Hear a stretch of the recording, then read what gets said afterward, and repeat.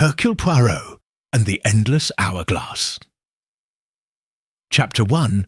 Dinner at Villa Maravedi. The hourglass was an exotic antique brought from Morocco by the late Don Alejandro Maravedi. Its silver sand descended with hypnotic calm, swirling between two fine glass vials suspended within an ornate bronze frame. It was said to measure not an exact hour, but rather the time someone had before losing something they loved. And that night, in the main hall of Villa Maravedi, the clock was turned. The dinner had begun with the expected elegance of Andalusian high society. Under the Venetian crystal chandelier, the guests shared glasses of wine and shared a few polite laughs. Among them were Mrs. Elvira Maravedi, widow of the patriarch, with a severe look and immaculate elegance. Claudio Maravedi, the youngest son, sculptor, bohemian, absent for years and recently returned. Silvana Vega, the deceased's personal nurse, too young and too beautiful. Mr. Fabian Cifuentes, a notary and family friend, whose knowledge of wills was as vast as his discretion. Martina Lujan, Elvira's distant niece, and according to certain rumours, much closer to Alejandro Maravedi's heart than the family tree indicated. The conversation revolved around trivialities: the early grape harvest, the restoration of a local chapel, summers in Galicia, until Claudio, with an insolent air, raised his glass and said, "And what will become of the hourglass, mother? Wasn't it always the jewel in father's collection?" A thick silence fell.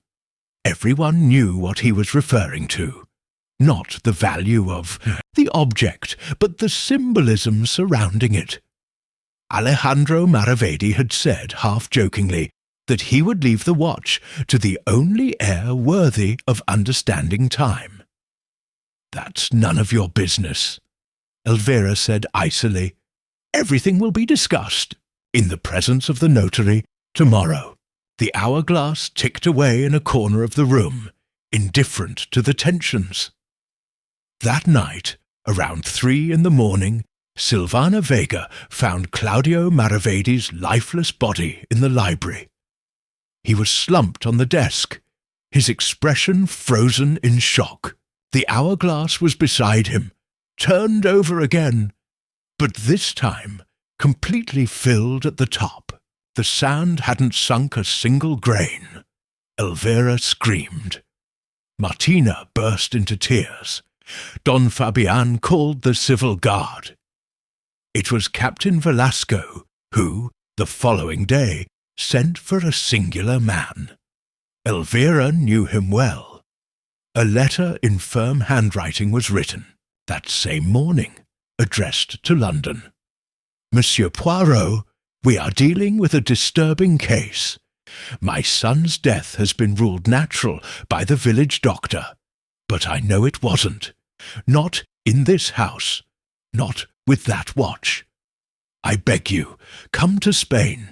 Villa Maravedi still holds secrets that only your little grey cells will be able to unravel."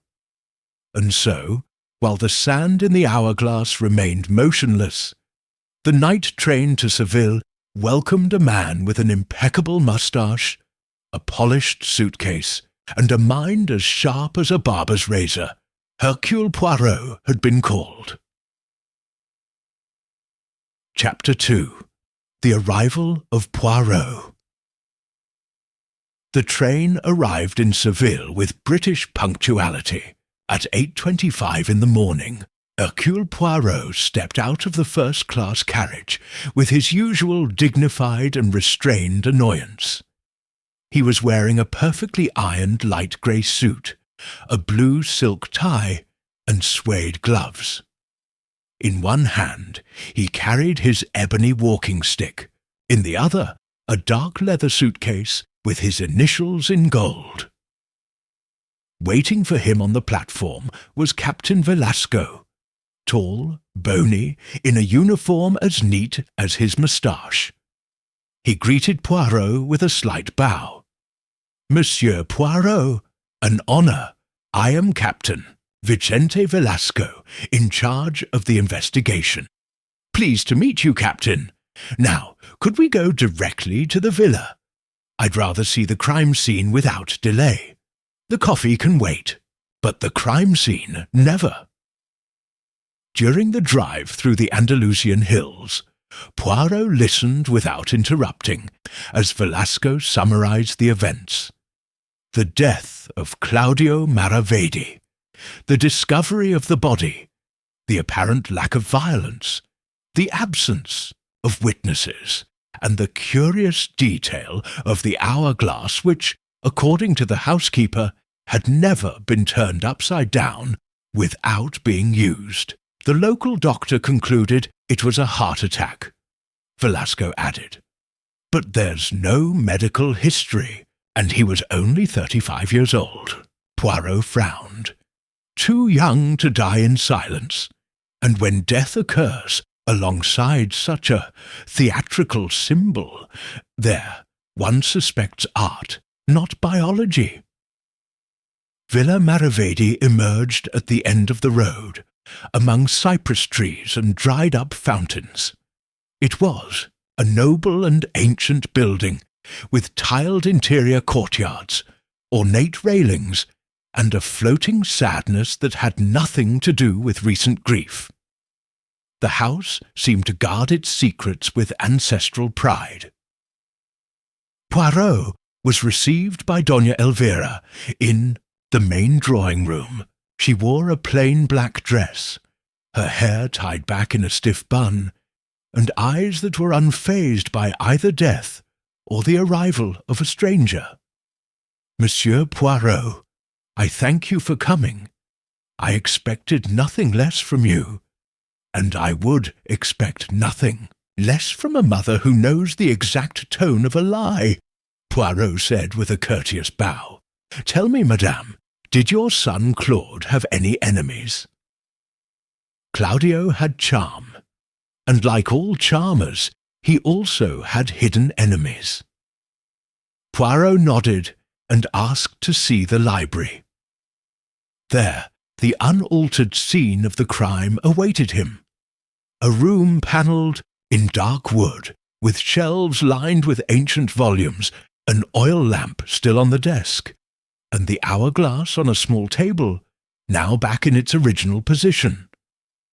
Poirot approached delicately, without touching it. Was this where they found him? "Yes," Velasco said, pointing to the chair in front of the desk.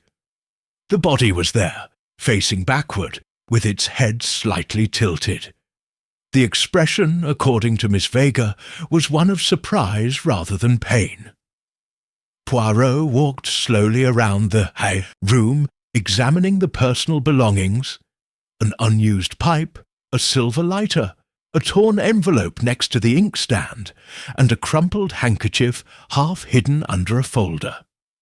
He took notes, as if each item spoke to him in its own language. "And this envelope?" he asked. "What did it contain?" "An unsigned letter," Velasco replied. "The letter was mistakenly destroyed by an aide before my arrival. It says it was an anonymous threat, but we don't have a copy." "My God," Poirot murmured, "and yet they still call this a no-brainer case." They returned to the main hall where the others were waiting. Poirot looked at them one by one. The serene Elvira, Nurse Silvana, with trembling hands and a distant gaze, Martina, with her decorative mourning and a face more concerned with attention than with loss, and Don Fabian, whose gaze was lost among the ceiling mouldings as if waiting for the soul of the deceased to dictate a New Testament. Poirot cleared his throat softly and said, "Thank you all for having me. I'll formally introduce myself this afternoon. For now, I need something very simple. A floor plan of the house, a list of who was where last night, and please let no one leave." Martina smiled playfully. "What if someone has nothing to hide?" Poirot stared at her. "Everyone has something to hide, miss. The difference is whether it has to do with death or life." And so, as the sun began to cast an orange tint on the walls of Villa Maravedi, Poirot sharpened his mind, not to hunt for clues, but to grasp contradictions. Chapter 3. The Shadows of the Library. The next morning the faint scent of jasmine mixed with the dust of old books gave the library an almost ecclesiastical atmosphere. Hercule Poirot, impeccably dressed as if attending a gala, sat at the desk where Claude Maravedi had been found dead. Beside it the hourglass lay untouched, his eyes fixed on it as if he could hear the voice of the murderer within. Poirot had requested that no one else enter. His reasoning was clear. Objects must speak before people sully them with their own stories. On the desk he found an inkless quill pen and a leather-bound notebook in which Claudio had written enigmatic notes like "Truth is not symmetrical" and "The past needs no witnesses." A pair of reading glasses were neatly folded next to a small notebook with several torn pages. Poirot lifted one of these torn sheets with his silver tweezers. Always the minor details, always. At the far end of the library, a portrait hanging crookedly caught his eye. It was an oil painting of Don Alejandro Maravedi, with a stern look and one hand resting on the hourglass. Poirot looked at it for a long time before going up, to straighten it with a chair. As he did so, he found a thin crack in the wall behind it, a crack that, in such an orderly setting, was an unacceptable oddity. Back in the living room, he asked to speak alone with Silvana Vega. The nurse, wearing a grey dress and deep dark circles under her eyes, walked in, head down. Her movements were nervous, almost automatic, like those of someone accustomed to constant surveillance. "Miss Vega," Poirot began politely, "you were the first to find the body. Can you repeat exactly what you saw?" Claudio. He was collapsed, his face as if he'd just seen something horrible. The hourglass was full at the top, and I thought time had stopped. And the clock? Has anyone touched it recently? Mr. Claudio sometimes turned it for fun. He said it helped him think. But that night I didn't hear it turn. Were you nearby? Silvana hesitated. He slept in the room in the north wing.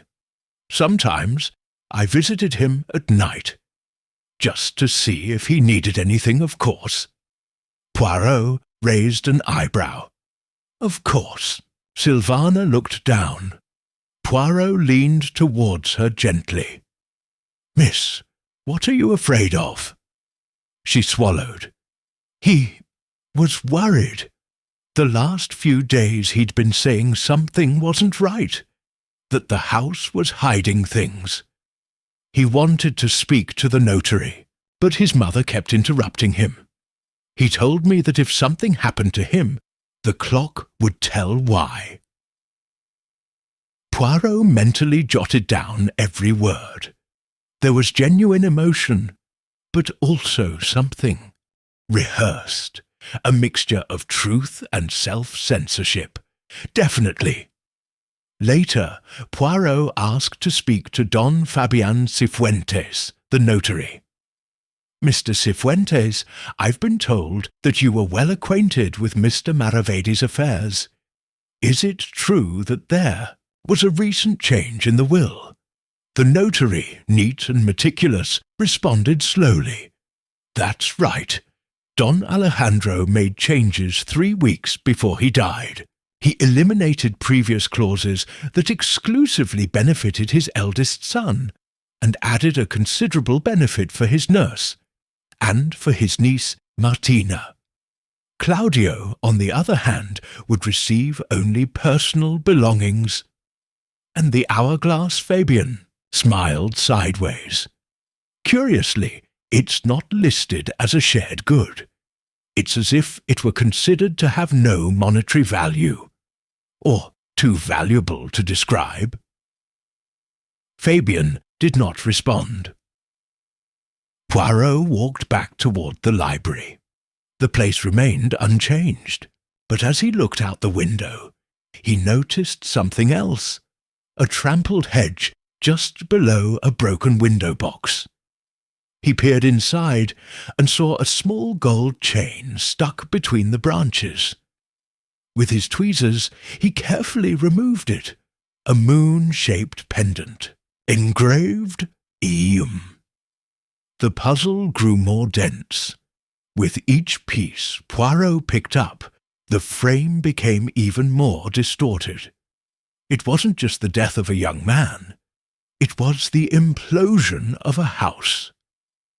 As he walked away from the window, the hourglass spun on its own, or so he swore he heard it. Chapter 4. The Echo of a Broken Night. Night fell over Villa Maravedi with feigned serenity. The cypresses whispered in the wind, and the courtyard fountain barely gurgled, as if it too feared breaking the silence. Poirot, sitting in a wicker chair under the veranda, gazed at the crescent moon. On his lap, a notebook with tiny notes, and in his mind, a still dissonant symphony of suspicions that moon-shaped pendant hadn't left his side. He'd discreetly kept it, not yet sharing his discovery with Captain Velasco.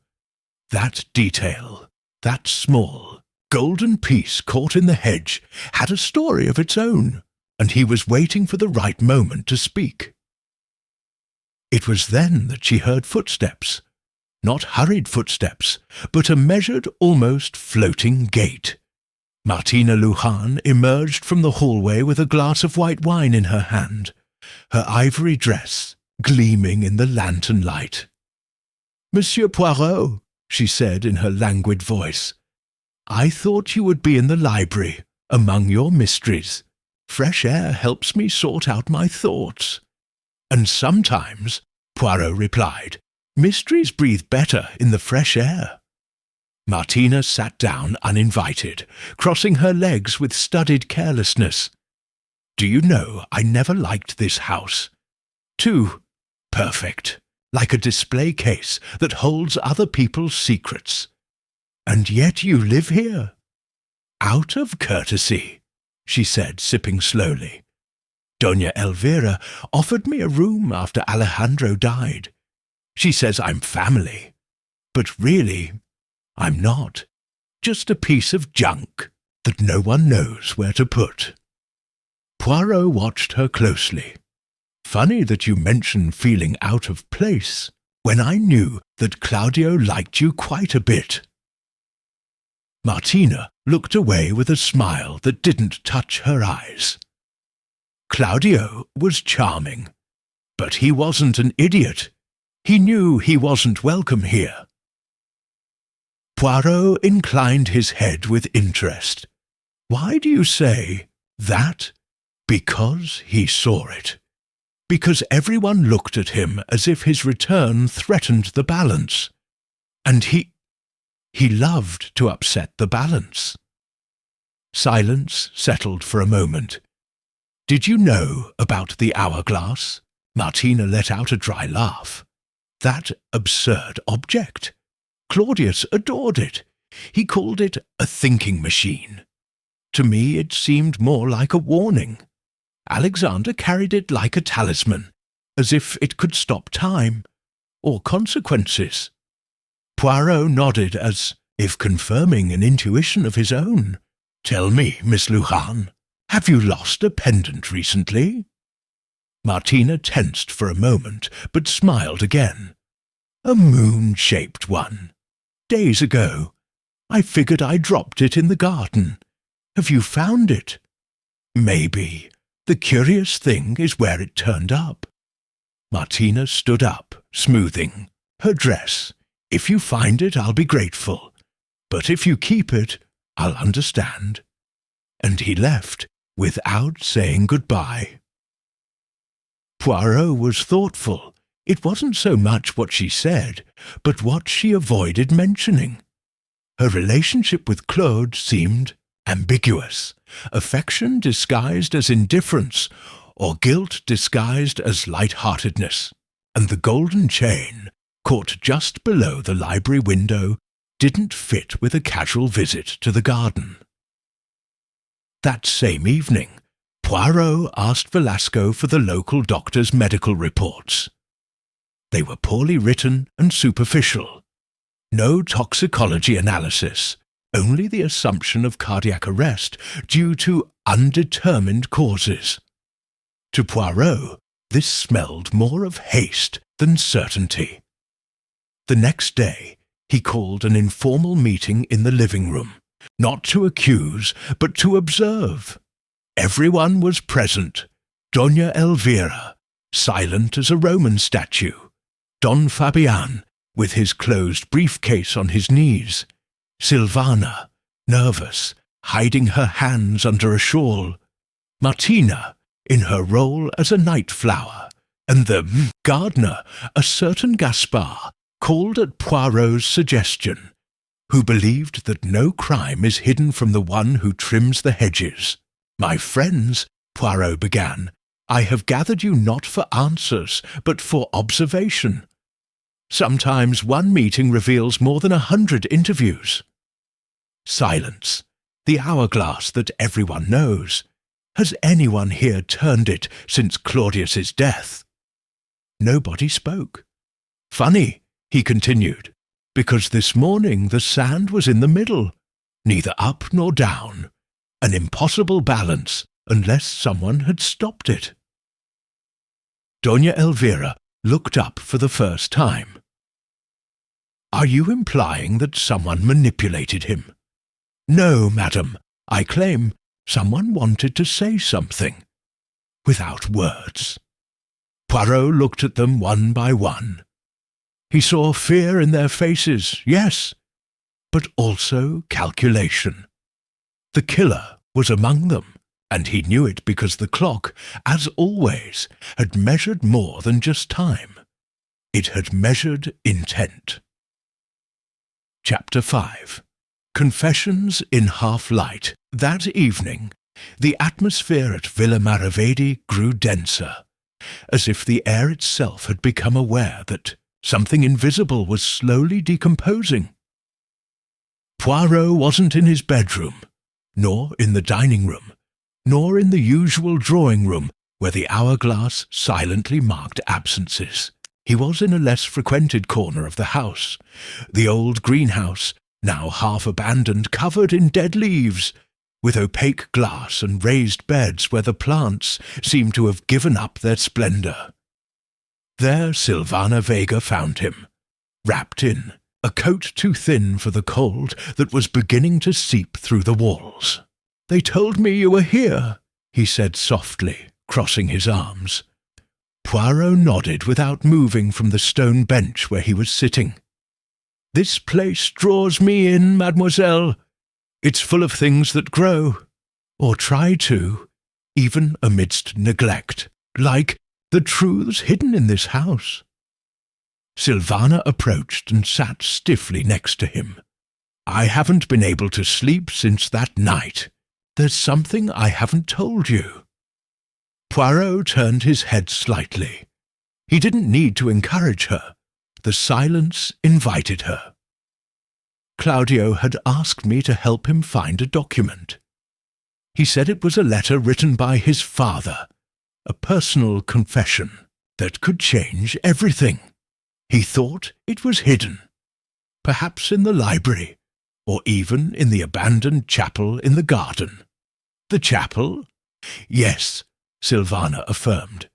It's locked, but Claudio had a key.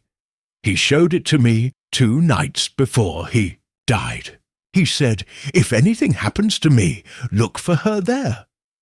Poirot narrowed his eyes. And have you done it? Silvana shook her head with a sigh.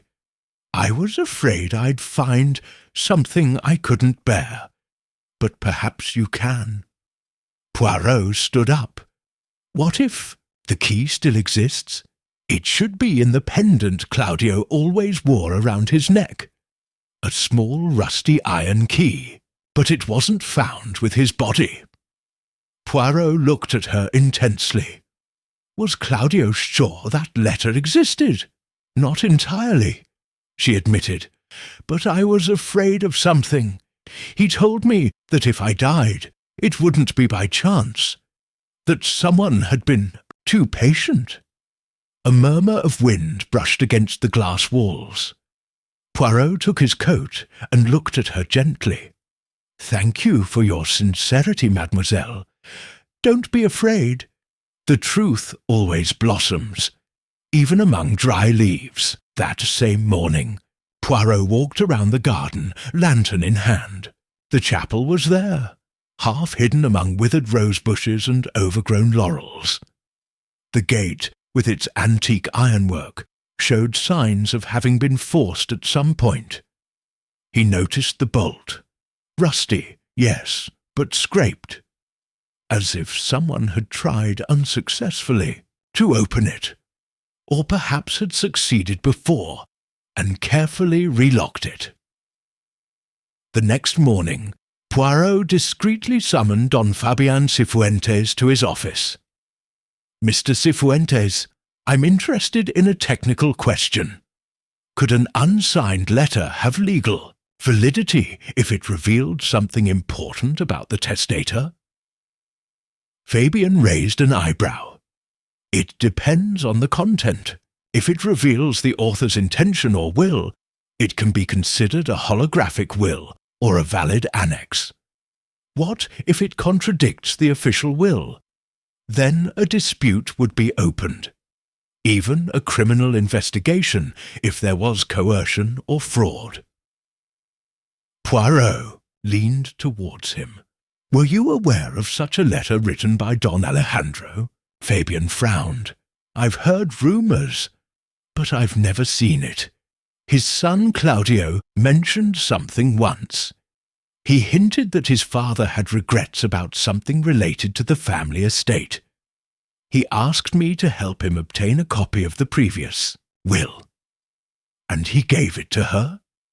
I told him he couldn't, legally. But I could tell he was uneasy, as if he knew something was going to happen. Poirot dismissed him politely, then went to his room and took the moon-shaped pendant out of his suitcase. He opened it. Inside, cleverly hidden, was a small rusty key. It perfectly matched Silvana's description. He smiled. As he stepped out into the hallway, he was surprised by a figure in the shadows, Martina, watching him from the stairwell. Bien, you looking for something, sir? Just a little clarity, said Poirot, and I have the impression that this house is tucked away in a forgotten corner. Martina leaned on the railing. Sometimes secrets must lie dormant, like the dead. Poirot slowly descended the stairs, his eyes never leaving her. Ah, mademoiselle, but badly buried secrets. They always come back.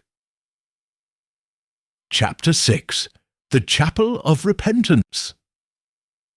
Early in the morning, when the sun's rays had barely risen behind the Andalusian hills, Hercule Poirot walked down the garden with a firm step, the small rusty key hidden in his inside pocket. Villa Maravedi was still asleep, or at least so its inhabitants pretended. The shutters were closed, the murmurs were absent, The glances avoided the morning. The chapel stood at the end of the garden, between dried wisteria and a dying cypress.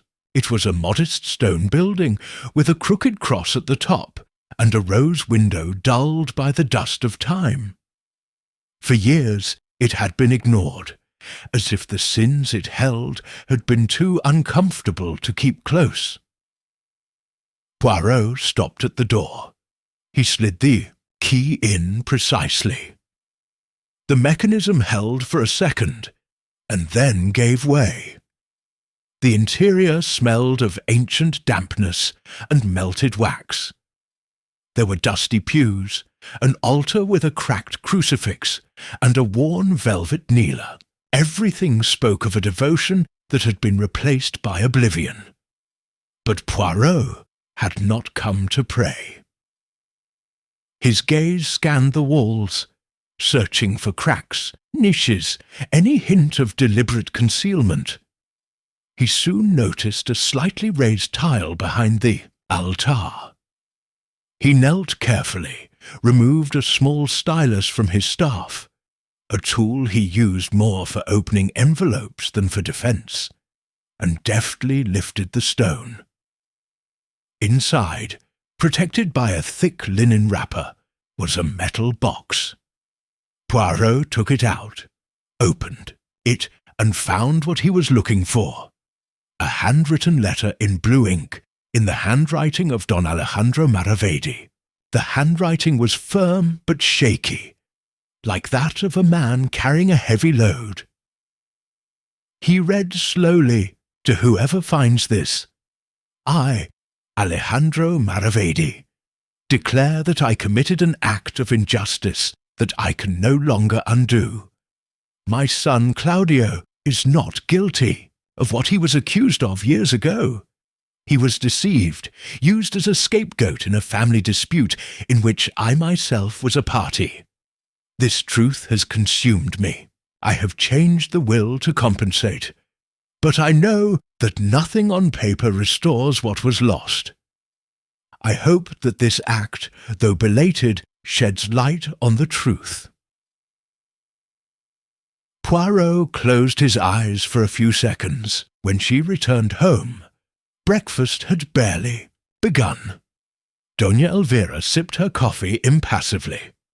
Martina flipped through a newspaper without really reading it. Silvana spoke in a low voice with the gardener, Gaspar, while Don Fabian wrote something in his leather notebook.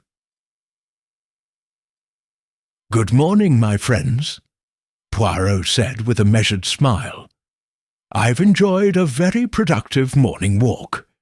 The air in the garden is developer." Everyone looked up. "I hope you rested well," Elvira said. "I slept little, but I learned a lot," Poirot replied. "And while you were dreaming, I read something that shouldn't have been hidden." Elvira's gaze hardened. "Have you found anything?" "A letter," Poirot said emphatically.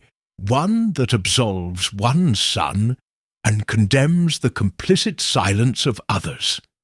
Martina stood up suddenly. "You have no right to bring up things from the past." "Mademoiselle, the past isn't the problem. It's the lie that accompanies it." Silence. The spoons stopped moving. Only the dull ticking of a grandfather clock could be heard. Poirot turned to Don Fabian.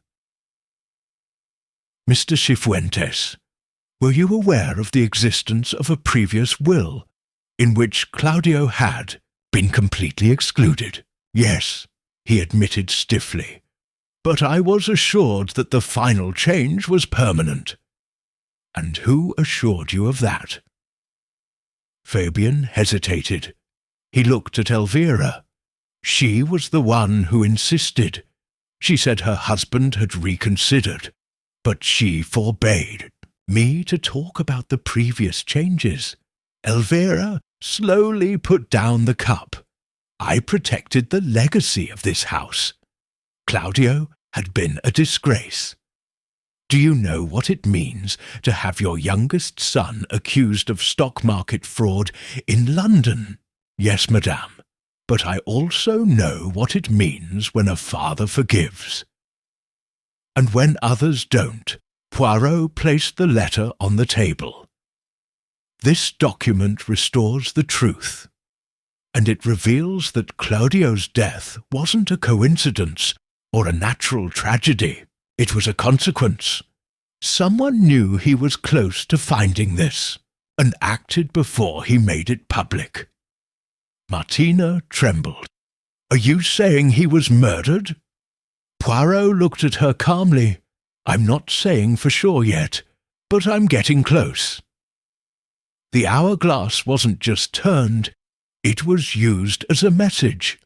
Claudius believed his time was running out, and someone confirmed it for him. Poirot turned and left the dining room, leaving a trail of unease behind him. Now he had the letter, the confession, the symbol. All that was missing was the face, and the murderer already knew that he knew. Chapter 7. The Time That Did Not Fall. The hourglass turned again that night, but not by Poirot's hand. They found it the next day, in the same corner of the living room where it had always been, with the sand stopped halfway. A sight that shocked everyone, as if the object itself had refused to complete its cycle. Poirot was the first to notice it. Curious, she murmured, watching him intently. Time flows mercilessly, and yet here it has frozen, like the will of someone who is no longer here, or the fear of someone who still remains. That day the atmosphere at Villa Maravedi was thicker than usual. Eyes shifted more urgently, and footsteps in the corridors were more cautious, more silent. Something had changed since Poirot presented Don Alejandro's letter. The truth was no longer a rumour floating around the house. It was a concrete presence, like a figure sitting at the table waiting to be acknowledged. Poirot summoned Sylvana for a second interview. The nurse came in with red eyes. She'd been crying, even though she tried to hide it with makeup and composure. Miss Vega, Poirot began gently. Now that we know what the late Don Alejandro's letter contained, I must ask you something more direct. She nodded with an almost imperceptible movement. Did Claudio mention anyone in particular who might want to prevent that letter from coming to light? Sylvana hesitated. Her fingers fiddled with a crumpled handkerchief. Not with names, but I did have suspicions. I believed someone in the family had lied to his father to push him away, that they'd manipulated the events, and that there was evidence. Evidence? A diary, or old letters. Something that proved Claudio had been deliberately framed. He told me he was planning to look in Don Alejandro's office, but Elvira had it, locked. Poirot stood up and began to pace around the room. And you looked for him. He didn't have time. He died the night he was planning to. And I know this because he asked me to distract him at 10 o'clock while he tried to get in. Poirot stopped dead in his tracks. Distracted whom? Sylvana pressed her lips together. Tutu! Don Fabien Poirot felt a pang of confirmation in his stomach. It wasn't proof, but it was a direct line toward an intention. Thank you, mademoiselle. You have been braver than you think. After leaving, Poirot asked Velasco for access to Don Alejandro's private office. It was a stark but tidy room, with a portrait of King Alfonso III still hanging on the wall. The glass cabinets were locked, but Velasco had a copy. Upon opening them, they found classified folders with dates, notarial documents, property plans, and at the bottom of one of the drawers, a sealed envelope with no addressee. Poirot opened it carefully. Inside was an old letter, signed by a certain Luis Maravedi, Alejandro's younger brother, who had died a decade earlier, in which he spoke with complete clarity. "I can't bear the blame any more.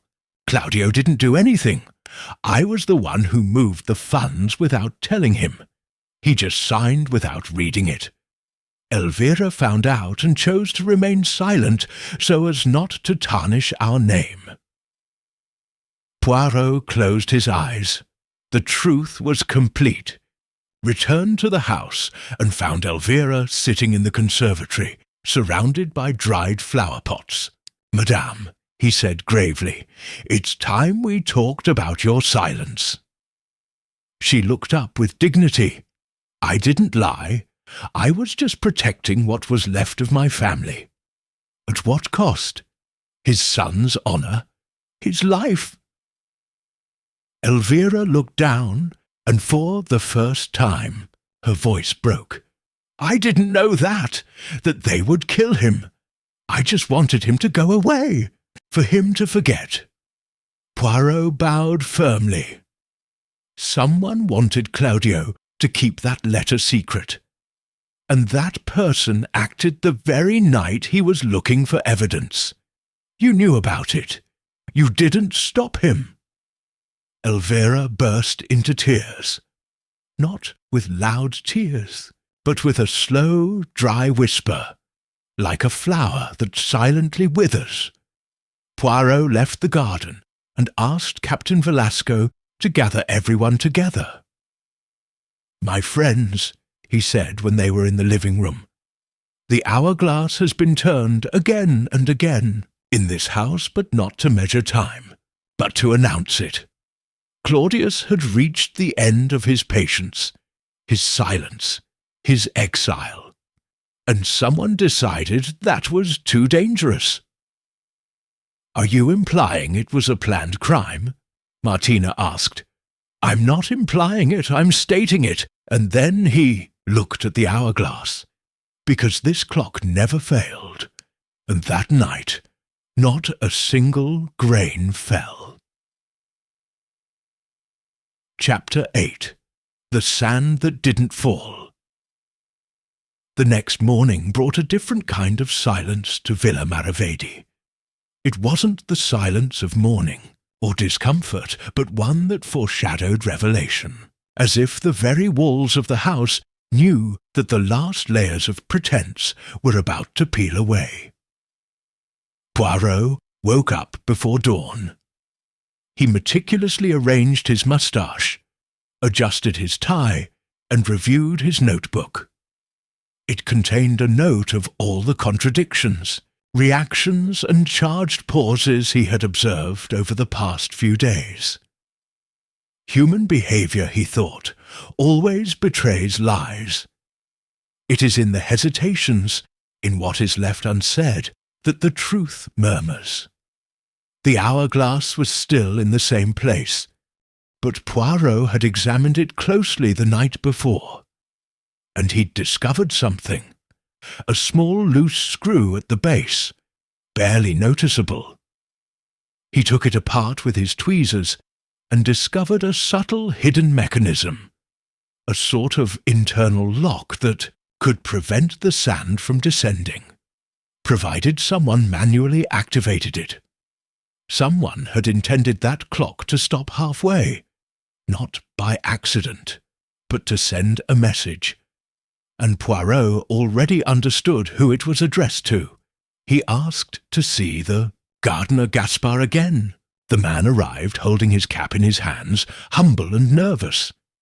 "Mr. Poirot, did you send for me?" "Yes, sir. I need you to tell me what you saw the night Claudio Maravedi died." Gaspard hesitated. "I didn't see anything, sir." Poirot tilted his head.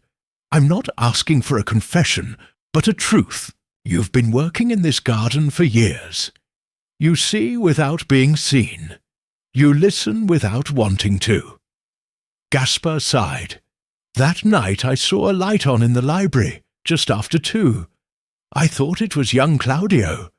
Sometimes he stayed up writing. And did you hear anything? An argument, muffled voices. I couldn't make out the words, but I recognized one. Which? Gaspar swallowed.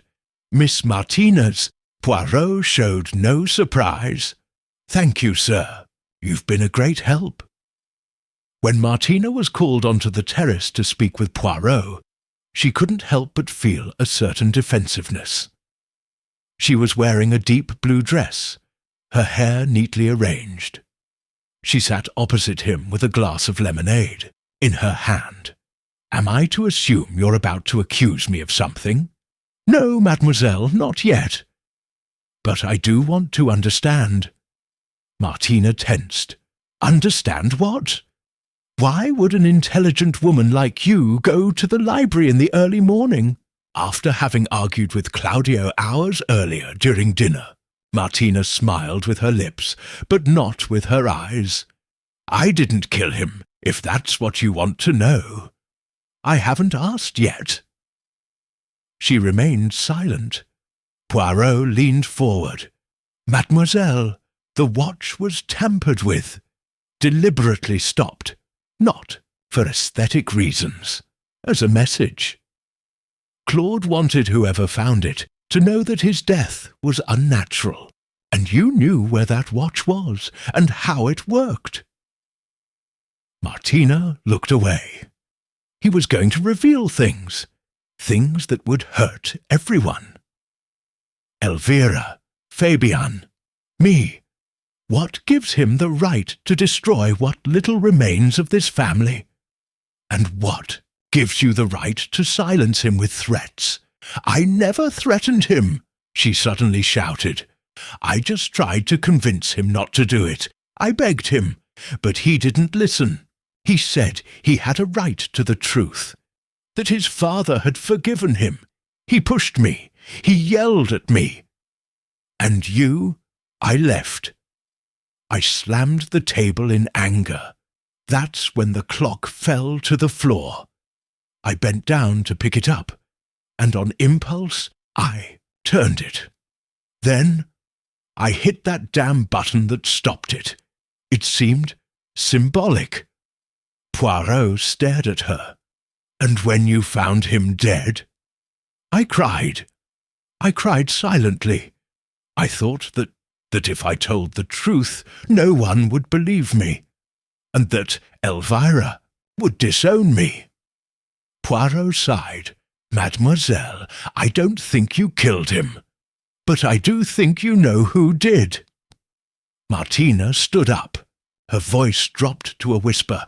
I saw Fabian leave the library 20 minutes after I left. He was wearing gloves, and he left. Poirot stood still. Everything fit together. The will, the letter, the cover-up, and now the broken silence. Don Fabian had come in to prevent Claudio from speaking, and he had expertly ensured that his voice would never leave that room. The clock hadn't just measured time, it had witnessed it. Chapter 9. The Notary and the Ultimate Truth. Don Fabian Cifuentes was not an easy man to surprise. He had built his reputation on an image of imperturbability, a wrinkle-free grey suit, thin-framed glasses, impeccable manners, and a voice that never rose above 40 decibels. But when Poirot asked to see him privately in the library, the very place where Claudio had died, something in his gaze tightened. It was barely a flicker, a flash that lasted an instant, but Poirot saw it. "Thank you for coming, Monsieur Cifuentes," said Poirot as he closed the door behind him. Fabian nodded slightly. "How may I help you?" I'm interested in reviewing some details of Don Alejandro's will. In particular, the omitted part. Omitted? Yes, the one you knew about, and chose not to mention until it was inevitable. The original will, in which Claudius was completely excluded. Fabian settled into the chair, his face as expressionless as ever. It was an obsolete document, legally revoked, but not forgotten. The notary interlaced his fingers. Are you suggesting that I... Poirot raised a hand. I'm not suggesting anything yet, but I am observing, and what I've observed is disturbing. He approached the desk where Claudio was found. The night of his death, Claudio was about to enter this office. We know this because Silvana Vega accompanied him here, and we also know that he was interrupted by someone who arrived later.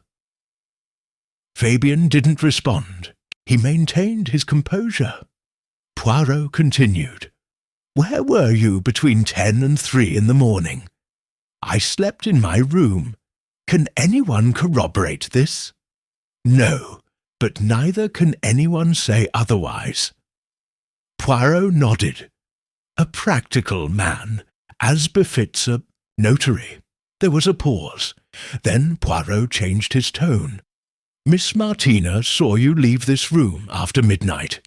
You were wearing gloves. Why? Fabian's face hardened for the first time. It was winter.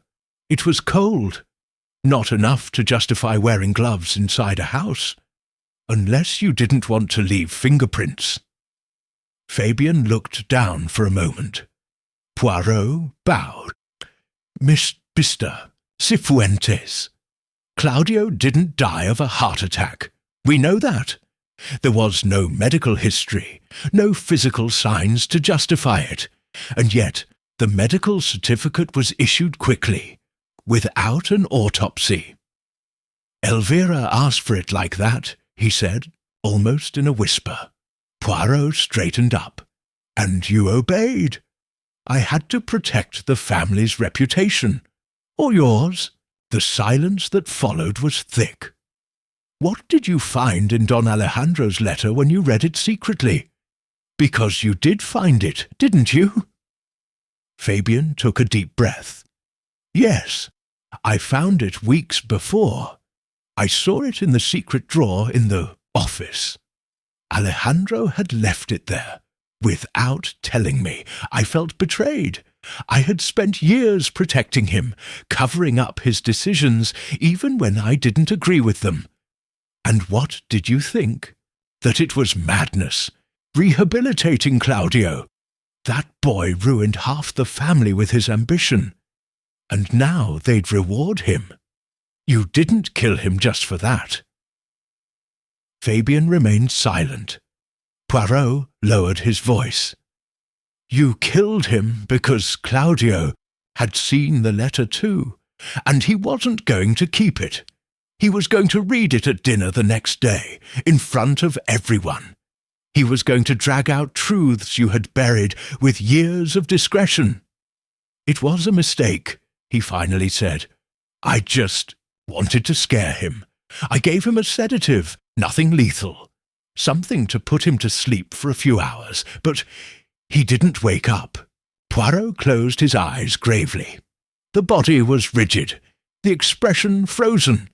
It wasn't a dream. It was a clean death, and deliberate. You're a notary.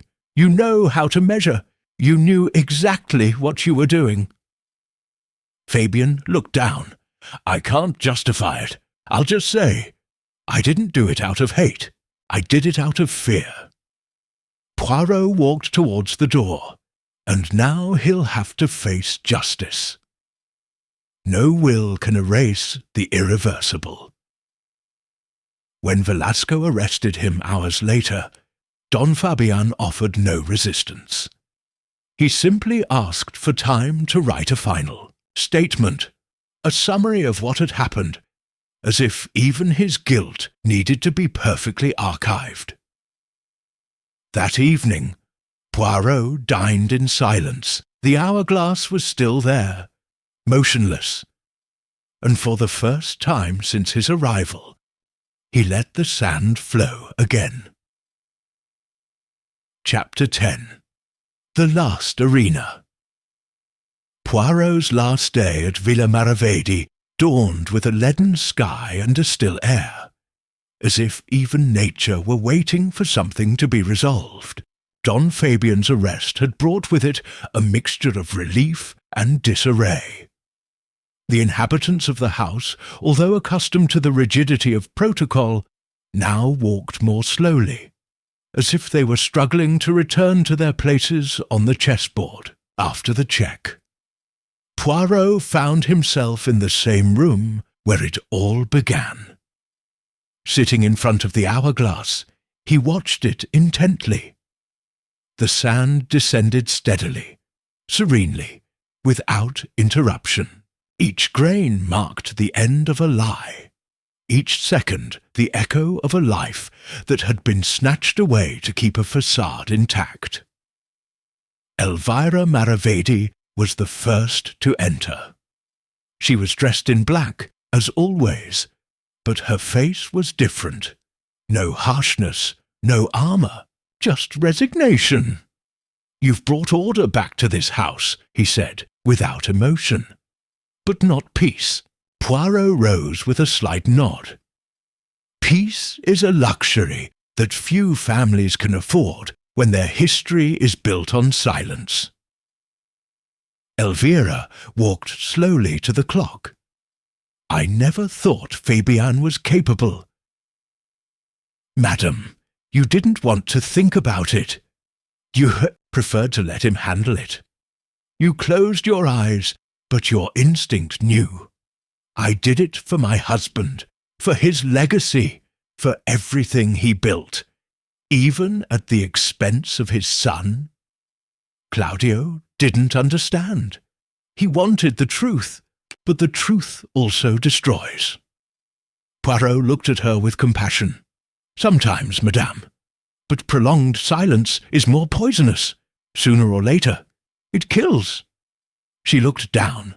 For a moment, she looked smaller, less imposing, simply human. Minutes later, it was Martina who entered. She was no longer dressed in theatrical colours and holding a glass. Her expression was serious, sober. She stopped before Poirot with a mixture of respect and defiance. "Do you think it's all over?" Poirot raised his eyebrows. "Isn't it?" Martina sighed. Don Fabian was guilty, yes, but he wasn't the only one. This house shaped him. It pushed him. You revealed the death, but not the cause. The cause was fear, mademoiselle. Fear of scandal, of loss, of the truth. It's not a visible cause, but it leaves traces in the eyes, in the gestures, in the way you look at the clock without wanting it to move forward. Martina approached the hourglass and turned it gently. "Now you can run." Poirot watched her, satisfied. Later, Poirot walked through the garden one last time. He passed the stilled fountain, the crooked hedges, the closed chapel. Everything was the same, but it wasn't the same. The atmosphere had changed. There was an emptiness, but it was a fertile emptiness, like the disturbed earth after a rotten root has been uprooted. Silvana, Vega was waiting for him at the entrance with a letter in her hand. "It's Claudio's. I found it last night among my things. He'd given it to me days before, in case something happened to him. I didn't want to read it." Poirot took the letter delicately and opened it. "If you're reading this, something has happened to me. Don't cry, Silvana. Just remember this. No one wins by hiding the truth. They tried it with my father, with me, and maybe with you. But you have something they don't. A heart, Don't let them take it away from you. I've already made peace with what's to come. There's no clock that can stop what we deserve to know." Poirot closed the letter. Sylvana's eyes were moist, but steady. "Thank you, Mr. Poirot. Thank you, mademoiselle, for not being afraid." At 5 o'clock in the afternoon, the car that would take him to the station arrived. Poirot got out with his polished suitcase, his walking stick, and his hat carefully arranged. On the threshold, he took one last look at the house. And with a small smile, he said in a low voice, "A house where the sand already flows, not because of time, but because of the truth." The engine roared softly, and the car pulled away along the cypress-lined road. Behind it lay Villa Maravedi, less perfect, more bare, and finally real. Chapter 11. Epilogue. Poirot's comment. Back in his London apartment, Poirot settled into his favourite armchair by the window. The rain tapped the panes with that tranquil rhythm he so loved, and on the side table rested a steaming cup of tea, perfectly balanced with a slice of lemon. His shoes were polished, his moustache remained firm as a promise, and on his lap rested an envelope bearing the Villa Maravedi letterhead. I had received it that same morning, along with a small wooden box. The sender was Sylvana Vega. With careful hands, Poirot opened the letter first. "Mr. Poirot, the house is quieter than ever. Doña Elvira has retreated to the north wing and rarely goes out. Martina has decided to leave for Valencia. She says she needs a fresh start, and I think she will. I've requested a transfer to a clinic in Cadiz. I'm sending you this small box that belonged to Claudio. It was the only thing he asked me to keep. A handful of sand collected in Morocco from when he travelled with his father as a child.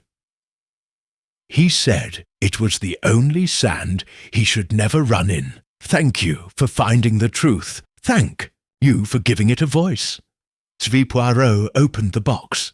Inside, carefully wrapped in rice paper, was a small glass vial containing fine, reddish sand, unlike the silver sand in the famous Villa Maravedi clock. It didn't move, it didn't descend, it just sat still. He smiled melancholy. "Ah, my poor Claudio, what a poetic obsession you have." He placed the vial on the mantelpiece, next to a black-and-white photograph from his time in Egypt. Then he leaned back more comfortably. He remembered all the faces, Elvira and her iron silence, Martina and her half-truths, Sylvana, the only one who didn't pretend to know more than she could bear, and Fabian, who, until the very end, believed he could write the story the way one writes a will, omitting the inconvenient. What, in the end, had disturbed Poirot most in this case? Not the crime itself. He had seen many inherited crimes, but the symbol. That stopped Hourglass, precisely positioned like a message not only to the living, but also to him. Claudio, he thought, knew he would die, not how or when, but at a Theosart, hands of the same system that had driven him into exile years before. His death was the conclusion of a life pushed to the margins by the guardians of reputation. Poirot murmured in a low voice, "The family, what a tragedy so often repeated!" And yet he had also seen redemption. Alexander's letter, hidden for years, spoke not of legal justice, but of the justice of the soul. A belated confession, yes, but a sincere one. A voice that even after death had the power to break the chains of silence. Poirot took his notebook, turned the pages to the last page, and wrote in his round, neat handwriting.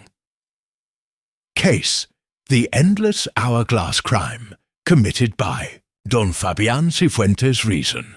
Preservation of family silence. Fear of scandal. Victim: Claudio Maravedi, not for his sins, but for those of others. Instrument: deliberate overdose of sedatives. Key clues: the stopped clock, the letter in the chapel, the hidden key, the chain with the moon pendant, and the silent testimonies that spoke in their time. Then, as he always did after a solved case, he closed the notebook, marked it with a marker with the date, and put it away on his personal shelf. He stood up, smoothed his jacket, and headed to the coat rack. It was time to go for a walk. The rain had stopped, and, like every mystery solved, the world had returned to its balance. As he placed his hat, he muttered, "Time, my friends, cannot stop, but sometimes it bows to the truth." And with a firm step, the most meticulous of detectives crossed the door, leaving behind one more case, but not a forgotten story. Chapter 12. The Reflection of Grey Cells. The train moved smoothly through the French countryside, cutting across green meadows and golden hills as the sun set with a warm glow over the fields. Hercule Poirot, settled into his first-class compartment, read a newspaper with a thoughtful expression. His suitcase was neatly placed on the overhead shelf. His walking stick rested on the right, and a small box wrapped in white linen rested on the folding table, right next to his cup of coffee. It wasn't just another case. It hadn't been a routine investigation of logic and evidence. Not this time. Poirot slowly lowered the newspaper, letting his thoughts occupy the space. The case of the endless hourglass had touched something deeper in him, something he usually kept to himself. The idea that not all crimes are born of pure evil, but of cowardice, fear, and the desperate desire to maintain a world that was already crumbling from within. He leaned back slightly, interlacing his fingers over his abdomen. "Family, always family," he murmured. "Where love is most promised, the most lethal fear also germinates."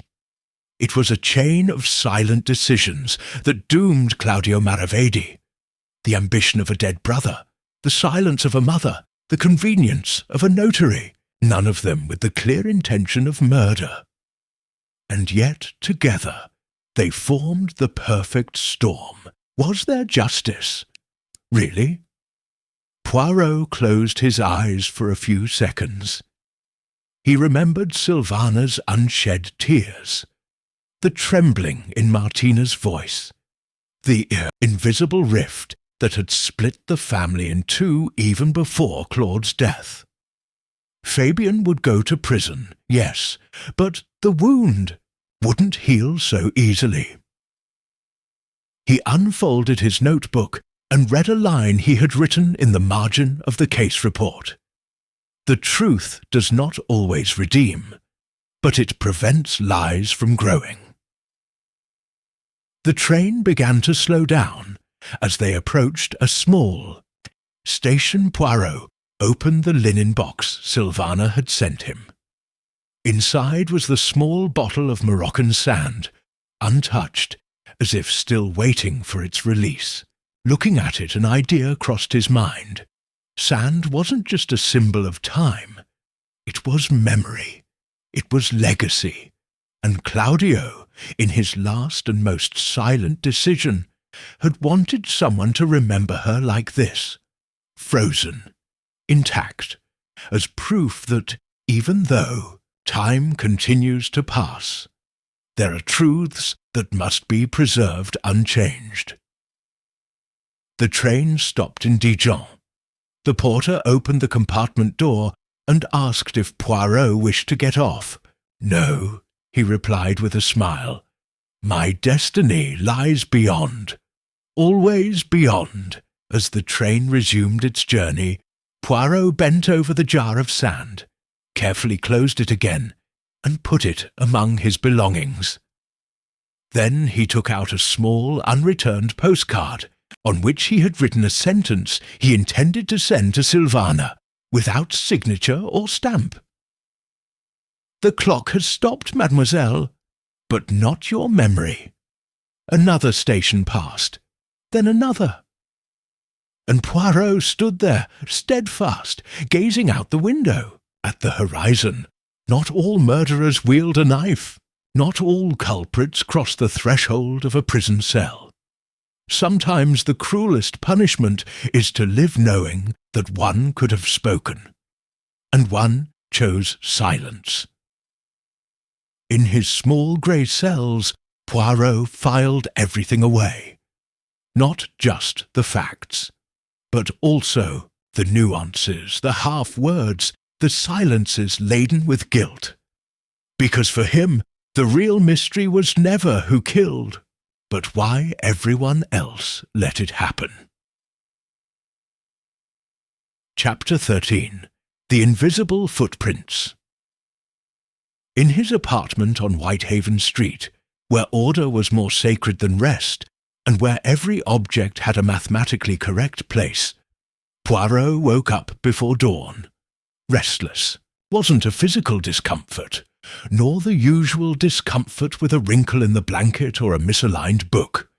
It was mental. Something didn't fit, not in the crime. That one had already been solved, but in Poirot's reaction to it. He stood up, prepared his coffee with his usual precision, precise proportions, precise temperature, preheated cup, and sat down at his desk. In front of him were his notes on the Maravedi case, carefully organized in olive-colored leather binders.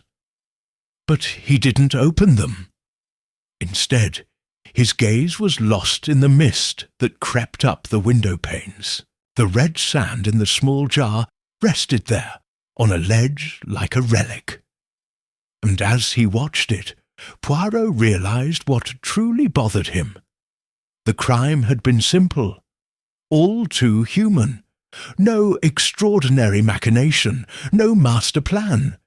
It was a death born of fear, silence, and convenience. And that banality disturbed him. He took out his notebook and wrote, slowly, "Sometimes the simplest crimes are the hardest to forgive." Poirot knew that logic could solve the crime, but it couldn't always restore balance. Fabian would go to prison, yes, but Doña Elvira would live with her choice to remain silent. Martina would bear the guilt of having looked the other way. Sylvana, her kindness thwarted, would try to rebuild her life, but she would do so through a loss that wasn't hers. He stood up, walked around the room, and stopped in front of a glass case where he kept mementos from other cases. An amethyst ring, a clock without hands, a fountain pen that still wrote in red ink. Each object had a story, and each story a crime. But the jar of sand didn't represent death. It represented a warning. The hourglass had been turned as a sign, not by the murderer, but by Claudius himself. A symbol, not of time, but of the will to no longer remain silent. And Poirot, had he fulfilled his duty? Yes. His calling? Perhaps. But not his innermost sense of justice. Because for Poirot, justice wasn't just the punishment of the guilty.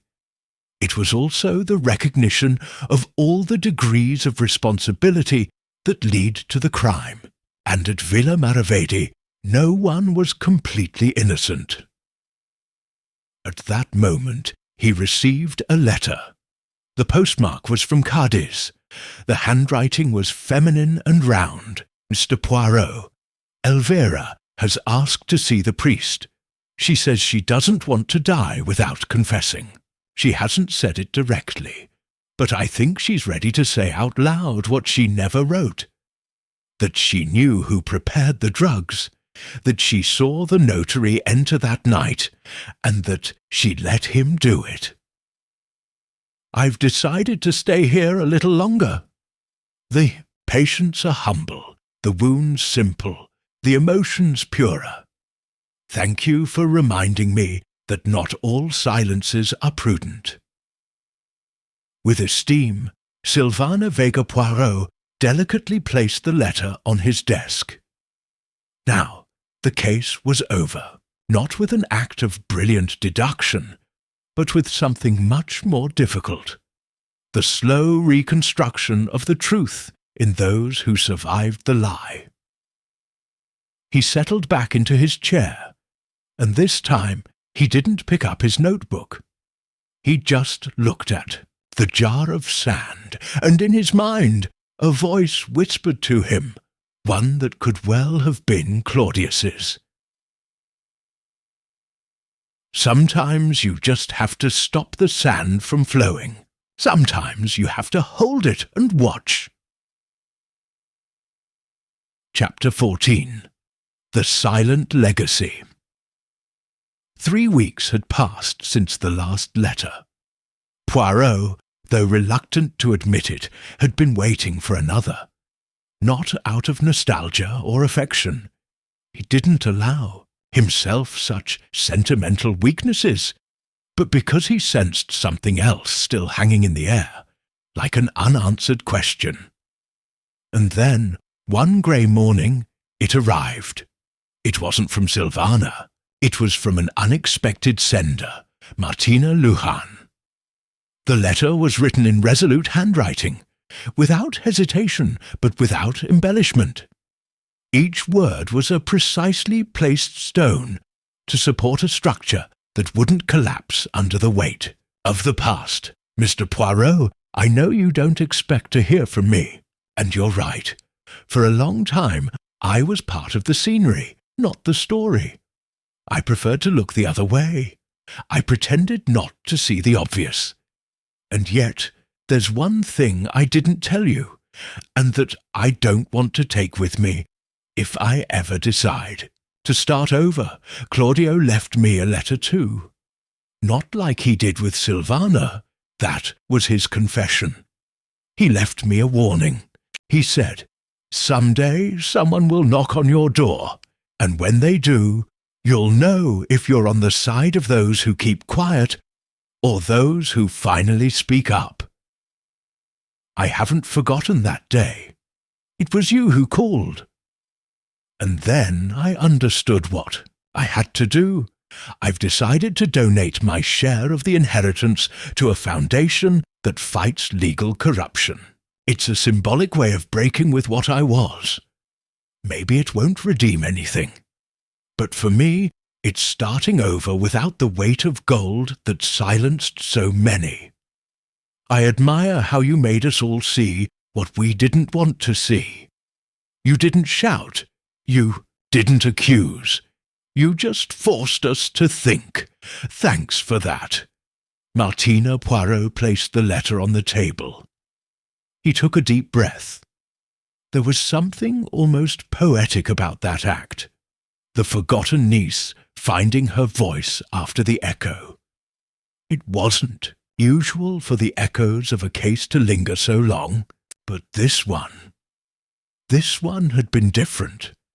Not because of the complexity of the crime, but because of the fragility of the silences surrounding it. That same afternoon, Poirot decided to go for a walk.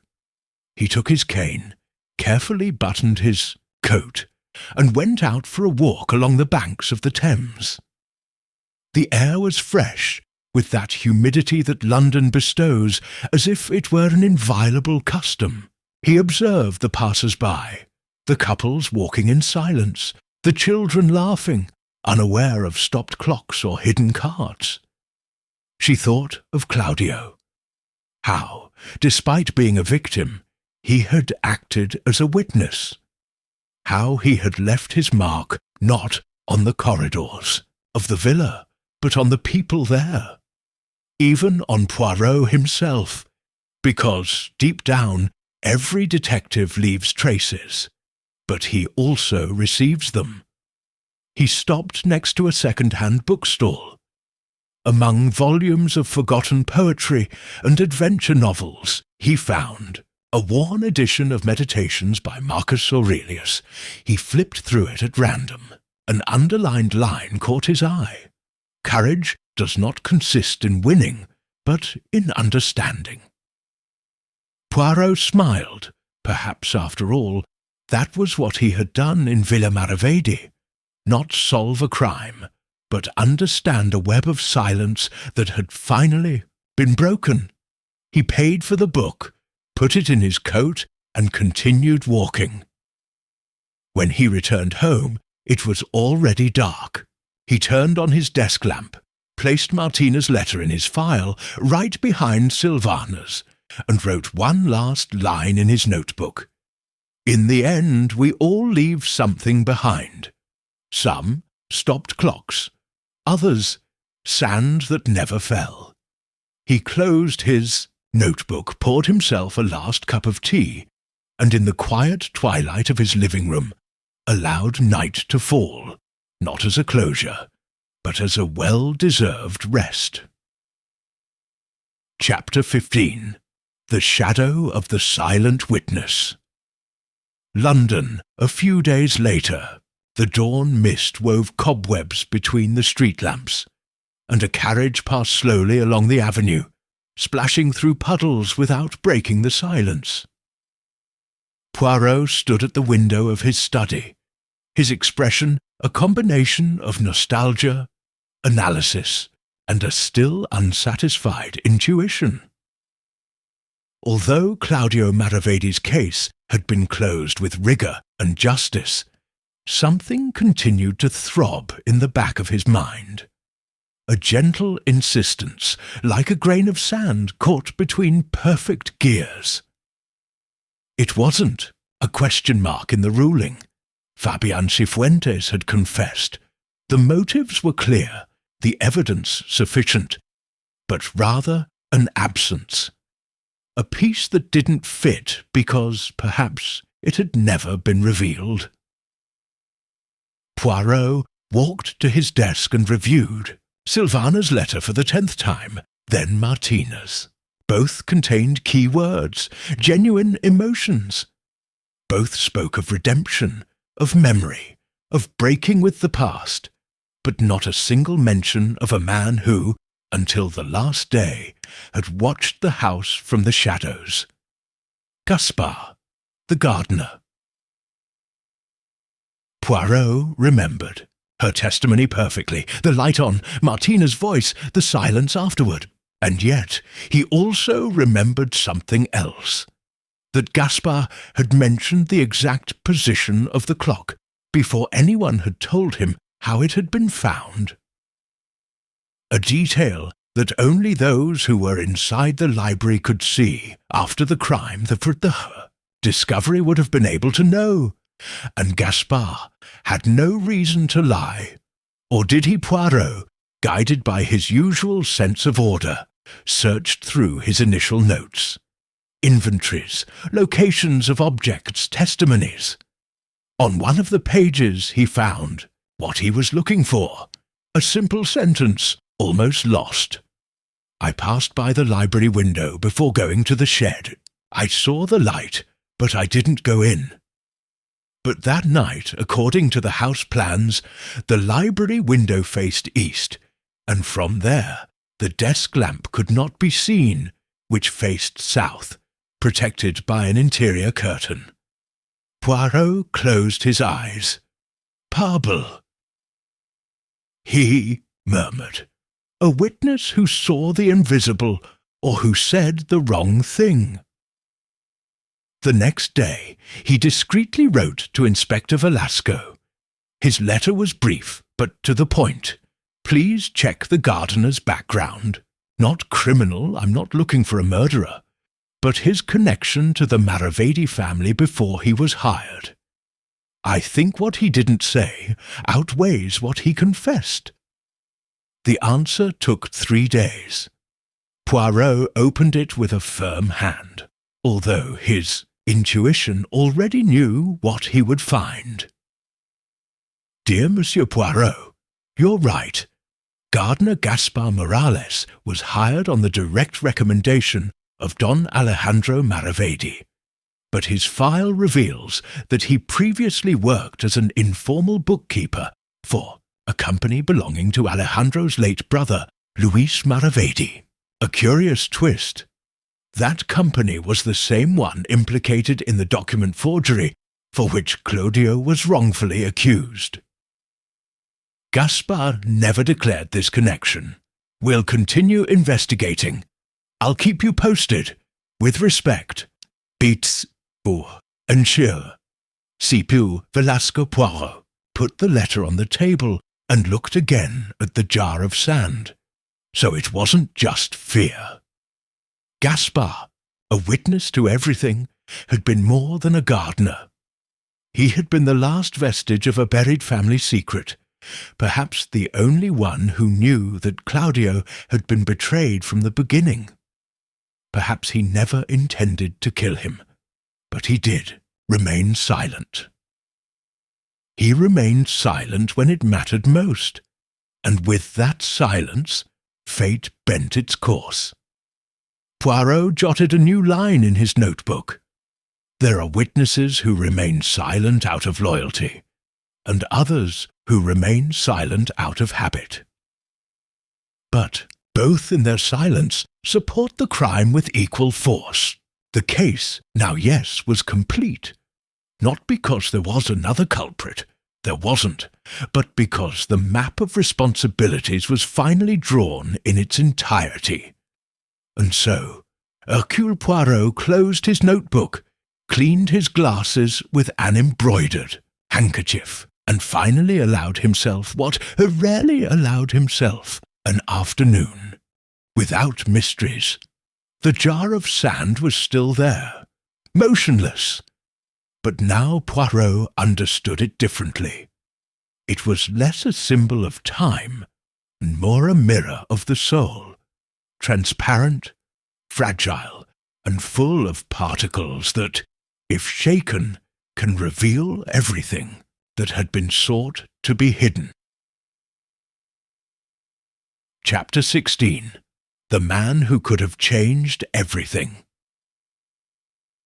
A month after closing the Maravedi case, Poirot was at his usual club, the Belgian Circle, discreetly located between two bookshops on a London side street. There, as neatly as ever, he was leafing through his copy of Times, while a small tray of cakes cooled next to his tea. The stillness pleased him. The bustle of Scotland Yard, the interrogations, the travel. It all tired him more than before. But even in the calm, the grey cells did not rest. A brief note appeared in the obituary section. The name was small, unadorned. Just a few lines. Gaspar Morales, 68, passed away in Cadiz. No known family. A small service will be held on Tuesday. Poirot raised his eyebrows slowly, not out of surprise, but out of confirmation. The gardener was dead. Silent to the end, without a confession, without a statement. Just a name in a press release. And yet, in Poirot's mind, the name set off a chain reaction, because Gaspar hadn't been a minor figure. He, more than anyone else, held Claudio's fate in his hands.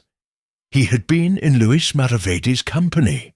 He knew Claudio was innocent, He saw the young man's return as a threat to the false equilibrium he had so long protected. And he chose to remain silent. Poirot slowly closed the newspaper, wiped his hands with a spotless napkin, and asked the waiter for a pen. On the back of a linen napkin, he began to write, "Gaspar Morales, the witness who wasn't, the link that didn't break, but didn't hold either. His life, like his death, passed quietly, but his choice, silence, was the final stone in Claudio Maravedi's downfall."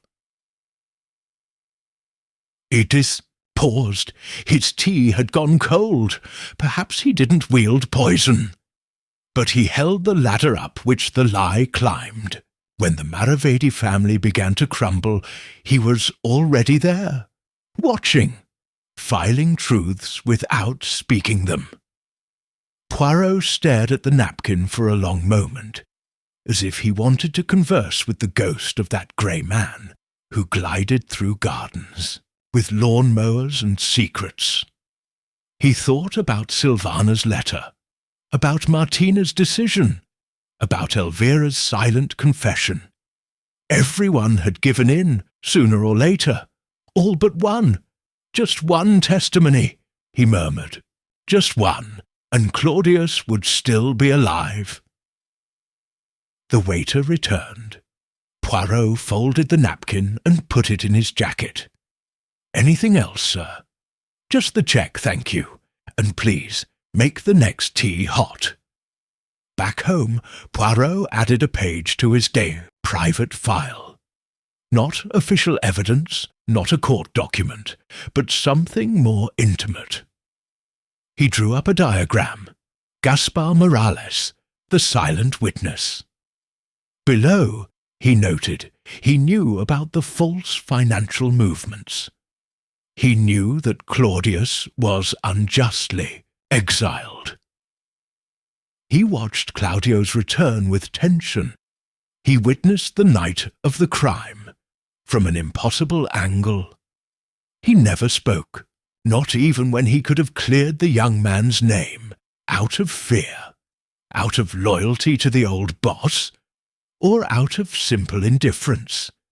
And at the end, a line in dark blue ink, "In human justice, there are guilty parties and there are witnesses. But there are also accomplices without a crime, and those are the ones who most disturb the soul." Poirot closed the folder. He stood up, went to his fireplace, and placed the written sheet on a silver platter. Not to burn it, but to remember it, because even those who do not kill can also destroy. And Gaspar Morales, gardener of secrets, was indeed the man who could have changed everything. Chapter 17. The Last Whisper of Villa Maravedi. 40 days had passed since Poirot had closed the Maravedi family archive. Life, with its unwavering pulse, had continued its course. New crimes, new invitations, letters piled up with unresolved mysteries. However, one foggy February morning, a letter without a postmark arrived at his door. It was unusual.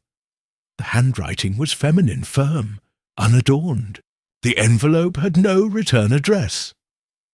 Poirot examined it cautiously, opened it with his mother-of-pearl penknife, and took out a sheet of thick paper. There was only one line of writing on it. "I buried him in the chapel, where no one would ever look for him." He said no more. Poirot stood still. The chapel on Villa Maravedi had a small abandoned chapel on its grounds, which he himself had visited. It was there that he found Alejandro Maravedi's letter, the moral testament that exonerated Claudio. But if someone was now claiming to have buried something there, what did they mean? And most importantly, who had sent that note? Unsigned, undated, but handwritten. of familiar blue ink, Poirot acted immediately. That same night, he boarded the express train to southern Spain. The journey was long and silent. Images of the case returned to him one by one. Claudio, writing in his notebook, the ayah suspended hourglass, the letter hidden on the altar, the rusty key, and now a new piece appeared. Too late, but still possible to understand. Upon arriving in Cadiz, he headed to the clinic where Silvana worked. He found her in the garden, caring for an elderly man with trembling hands and vacant eyes. Seeing him, Silvana sat up with a mixture of surprise and concern. Monsieur Poirot, had something happened? He showed the note. "Do you recognize this handwriting?" She read it slowly. Then she shook her head. "No, although the handwriting seems almost mine. But it isn't. It's not round. It's imitated, as if someone wanted to look like someone else." Poirot raised an eyebrow. "And who would like to imitate your handwriting, mademoiselle?" She hesitated for a moment. "Martina. She used to copy my lines into her diary. She liked to write like a nurse, she said. She said it sounded less theatrical." Poirot felt the click in his mind. Martina. Of course, that same afternoon, he returned to Villa Maravedi. The mansion was almost empty. Doña Elvira had been interned in a convent in the south. The servants had been dismissed. Only an old, almost deaf caretaker kept watch over the dust and rust. Poirot crossed the twilit garden to the chapel. Everything was the same. The rotten wood, the cobweb-covered altar. But now the stone floor seemed different. On a slab next to the kneeler, he found fresh marks, as if someone had moved the stone and then replaced it without skill. With effort, he lifted the slab. Underneath, there were no documents, no jewellery, just a small box wrapped in black cloth. Poirot took it out.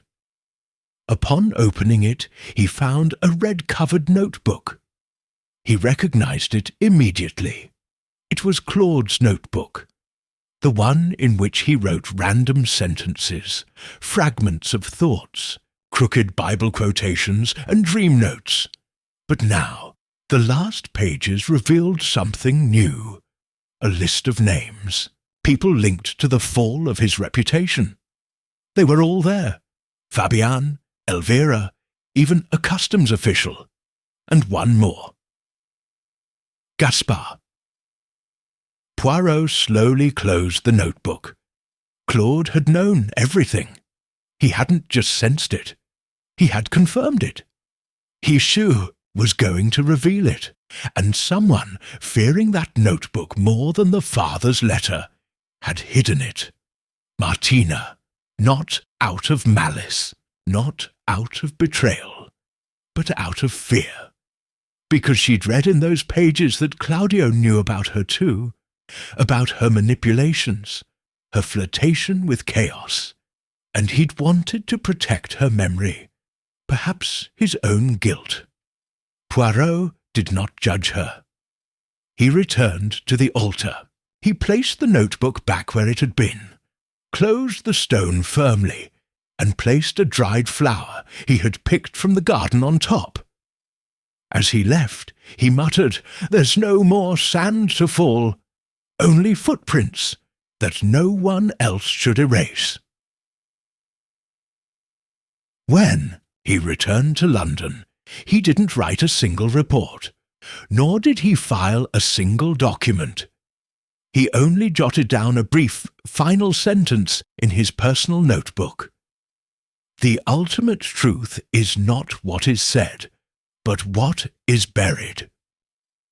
Final chapter. The time only Poirot heard. The afternoon was mild in London. one of those rare times when the sky decided to remain clear and the air didn't taste of soot. Hercule Poirot sat in his apartment, facing the window, watching the shadows begin to slip across the rooftops. On his lap, Claudio Maravedi's notebook, the one he himself had returned to the chapel, now lay open after secretly bringing it back with him, because some truths aren't meant to be shared, only understood. He read the last page again.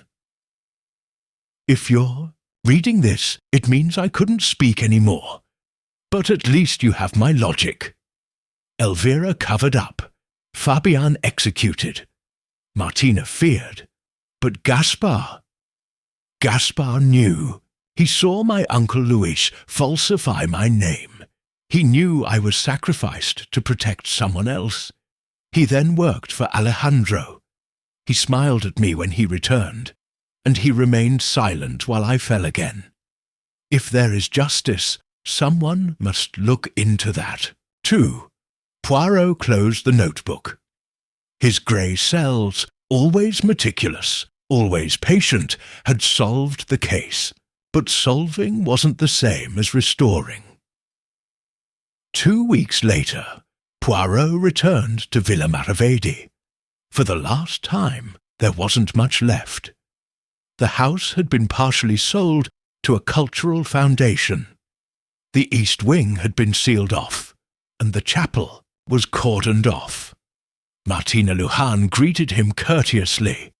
Her face had changed. She was no longer the young woman who had played for the attention of others, but a woman who had looked pain in the eye and decided to survive. "He's back," she said, without question. "Oui, mademoiselle.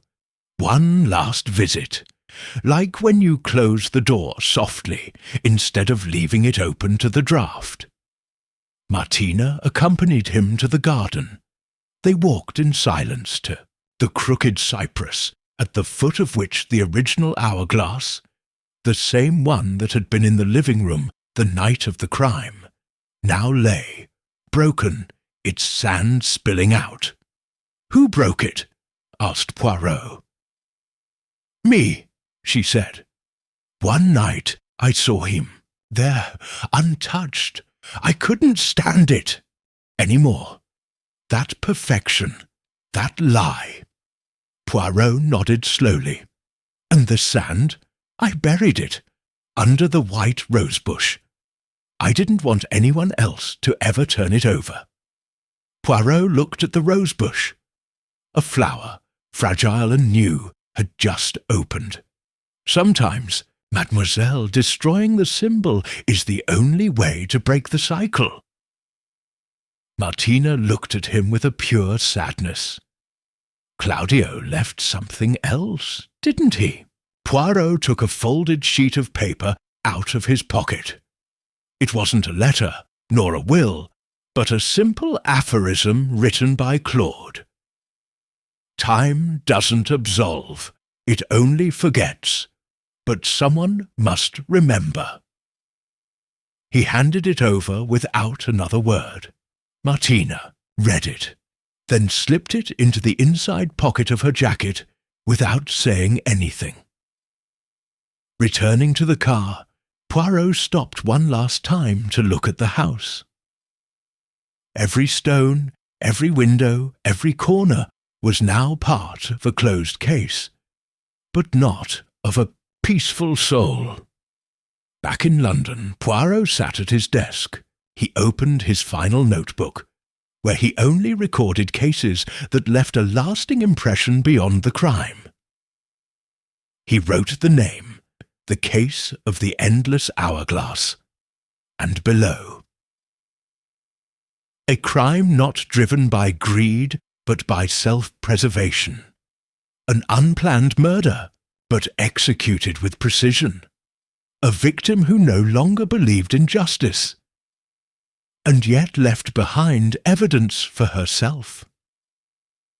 The murderer was the notary, but death was sown among many, all with their motives, all with their silences, Claudio Maravedi died twice.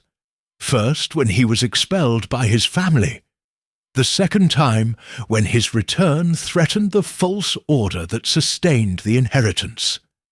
Justice has arrived, but not redemption. Poirot signed the page. Then he closed the notebook, slowly, like closing a coffin. Looking out the window, he saw the first snowfall of the year. The city was covered in white, in oblivion. He stood up, adjusted his tie, and walked over to the shelf where the jar of Moroccan sand Sylvana had sent him still sat. He removed the plug, and for the first time since he received it, he let the sand begin to fall. Not by time, but by memory.